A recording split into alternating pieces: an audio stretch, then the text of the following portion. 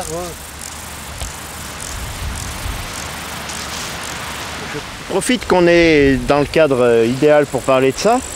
Là, on a une magnifique prairie avec plein de fleurs différentes, plein d'herbes différentes. Il y a ici dans la région, on appelle des tatareux.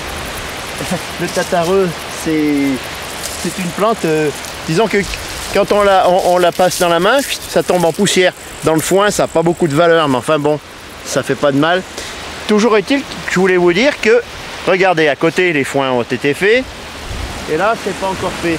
Alors, nous, on est en train de passer sur un petit chemin qui a été tracé, mais ce qu'il ne faut pas faire quand on arrive dans des prairies comme ça, c'est aller s'allonger au milieu ou aller faire un pique-nique en plein milieu du champ.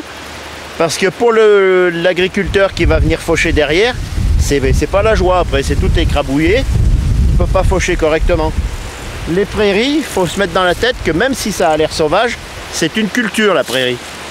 Alors, ça sert à faire du foin. Et le foin, ben, ça nourrira des animaux pendant l'hiver. Et même un peu en dehors. Si on compte en gros qu'une vache mange une botte de foin par jour l'hiver et que s'il y a 120 jours d'hiver où on ne peut pas mettre les bêtes dehors, eh ben, il faut 120 bottes pour une bête. 120 bottes de foin, ça représente une grande quantité d'herbe. Donc c'est une culture. Le foin est une culture, il faut la respecter. Les gens n'aiment pas qu'on aille ramasser des fruits ou dans leur verger, des légumes dans leur jardin. Ben, n'allez pas abîmer les prairies des agriculteurs. Merci.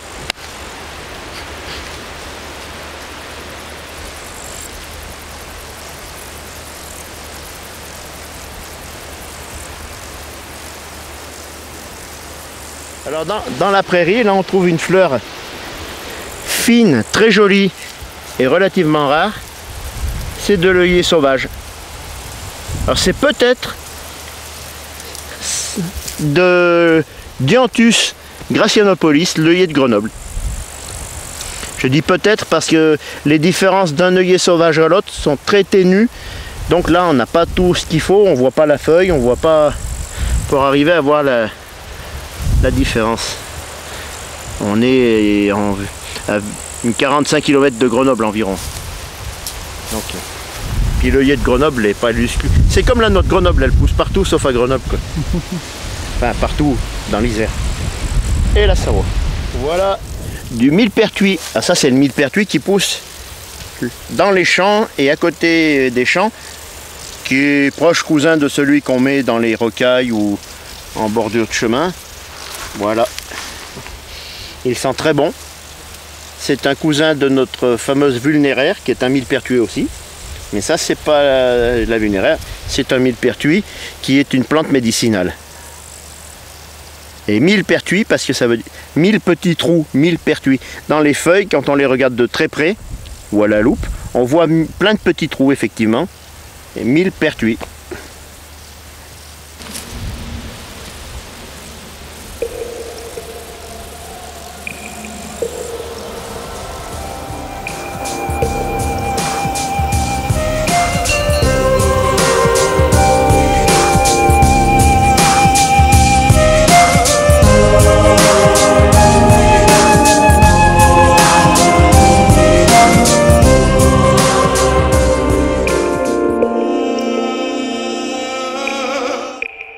Voilà, alors on va revenir sur l'ortie.